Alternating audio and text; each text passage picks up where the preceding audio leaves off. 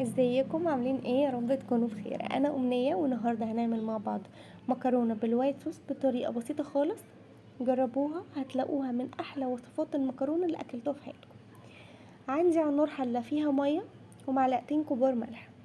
اول ما الميه دي بتغلي بحط حوالي 600 جرام مكرونه، اي نوع مكرونه انتوا بتفضلوه، مكرونه بنه، سباكيتي، المكرونه الفيونكات دي انتوا وذوقكم، بس انا بحب الفوتوتشيني لان هي من اكتر المكرونات اللي بتليق في الوصفه دي.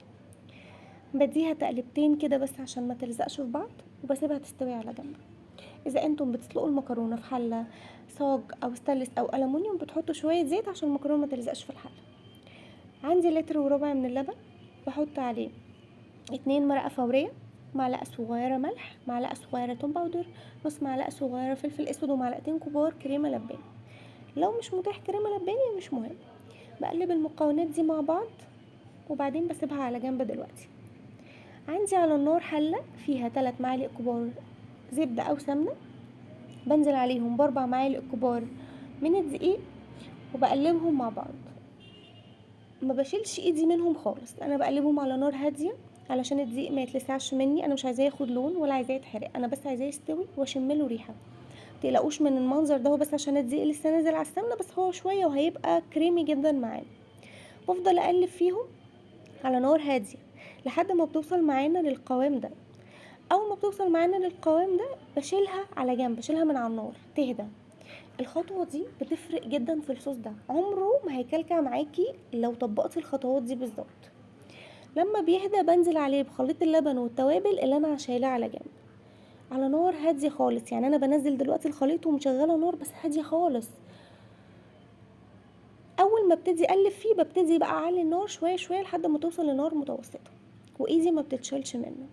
بحط بقى على الخليط ده شويه جبنه رومي، شويه جبنه رومي مبشورين، نص كوبايه جبنه رومي مبشوره مثلا.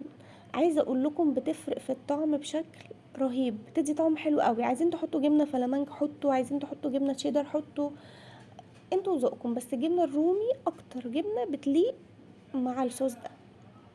افضل اقلب فيه لحد ما يبتدي يتقل معانا. انا هنا هوريكم مراحل سواه، بصوا الجبنه بتشد وحلوه ازاي، فظيعه يا جماعه. عايزه اقول لكم دي من اكتر الاكلات القريبه لقلبي. المهم بنفضل نقلب كده لحد ما بيتقل معانا. اول ما بلاقيه بيغلي من على الجناب بالشكل ده بيطلع فقاقيع كده، خلاص الصوص استوى معانا وزي الفل. بطفي عليه النار وبنزل عليه بالمكرونه اللي انا سلقتها وصفيتها واديتها شطف. انا مش بس بصفي المكرونه واسيبها، لا، انا بصفي المكرونه واشطفها عشان ما تلزقش في بعض.